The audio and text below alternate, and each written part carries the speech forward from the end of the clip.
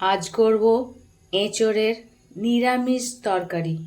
তার জন্য এঁচোড় নিয়ে নিয়েছি, ভালো করে ধুয়ে নিয়েছি। এবার কড়াইতে জল গরম হতে দিয়েছি। ওই জলে দিয়ে দেবো খানিকটা নুন,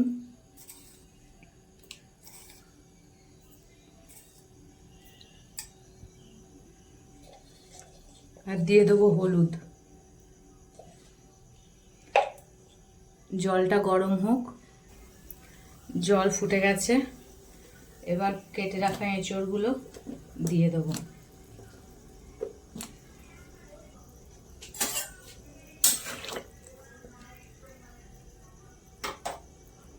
এবার চাপা দিয়ে দেবো, কিছুক্ষণ হতে দেবো। 5 মিনিট হয়ে গেছে, এবার ঢাকাটা খুলবো।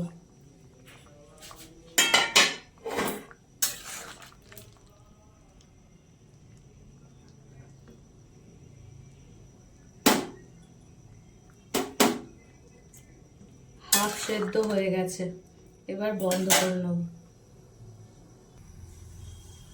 এঁচোড় জল থেকে তুলে নিয়েছি। এঁচোড় আমি 500 গ্রাম নিয়েছিলাম, বলতে ভুলে গেছিলাম। আবার কড়া বসিয়ে দিয়েছি, সর্ষের তেল দিলাম।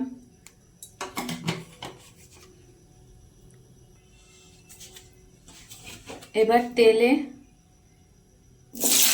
3টে মাঝারি সাইজের আলু টুকরো করে কেটে নিয়েছি, ভেজে নেব।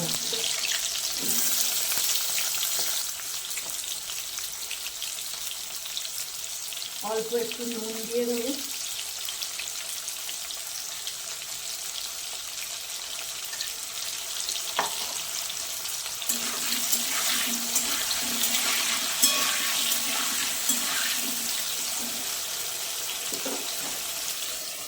চাপা দিয়ে ভেজে নেব।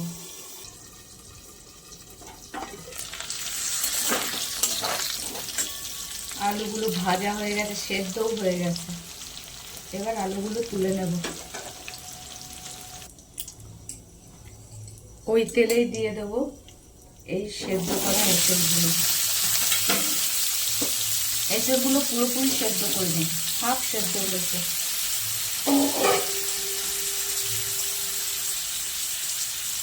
এবার দিয়ে দেবো অল্প করে নুন।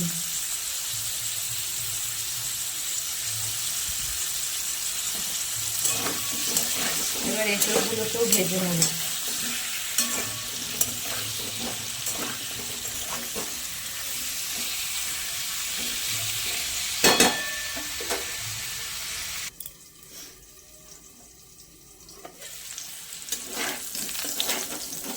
এঁচোড়গুলো ভাজা হয়ে গেছে, চাপা দিয়ে দিয়ে ভেজেছি। এবার তুলে নেব। ওই কড়াতেই আরেকটু তেল দিয়ে দেবো। তেল গরম হয়ে গেছে, এবার দিয়ে দেবো গোটা জিরে, একটা তেজপাতা, শুকনো লঙ্কা।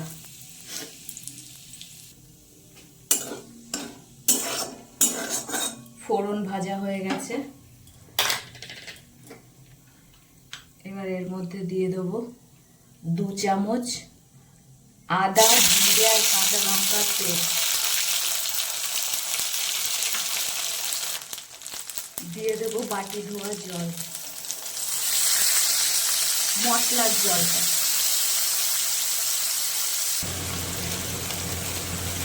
এবার দিয়ে দেবো হলুদ,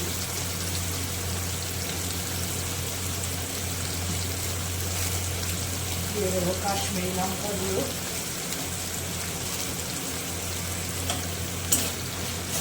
এবার ভালো করে কষবো মশলাটাকে। মশলা থেকে তেল ছেড়ে দিয়েছে, এবার 2টো টমেটো কুচিয়ে দিয়ে দেবো।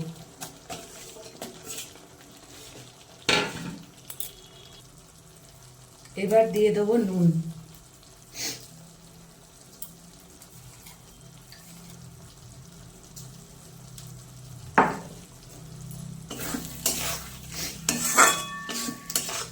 মশলাটা আরেকটু কষা হবে, টমেটোগুলো গলে যাবে।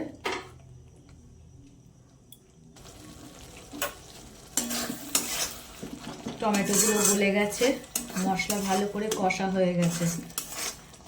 এবার ভেজে রাখা এঁচোড় আর আলুগুলো দিয়ে মশলার সাথে ভালো করে নাড়ব।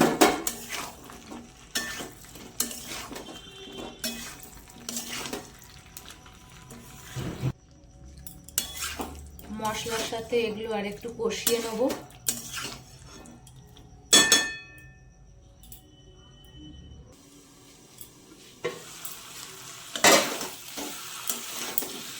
মশলার সাথে ভালো করে কষা হয়ে গেছে।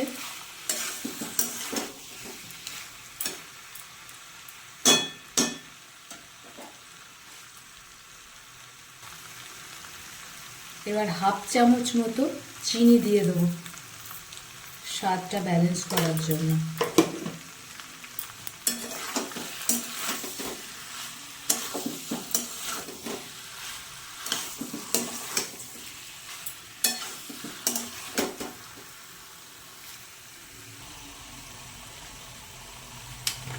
এবার জল দিয়ে দেবো।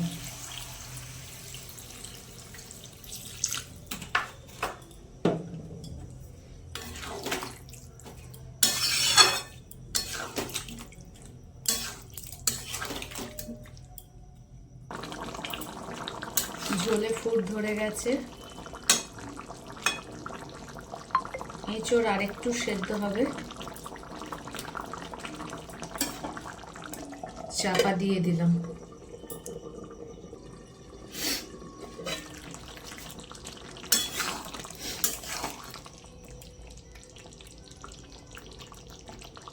এঁচোড় আমাদের সেদ্ধ হয়ে গেছে।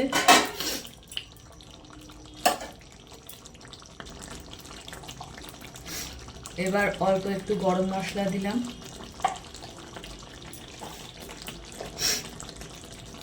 আর দেব 1 চামচ ঘি।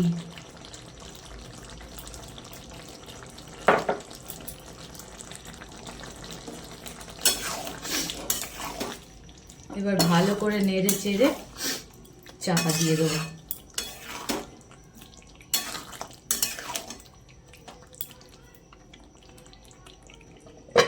এবার গ্যাসের আঁচটা বন্ধ করে দেবো।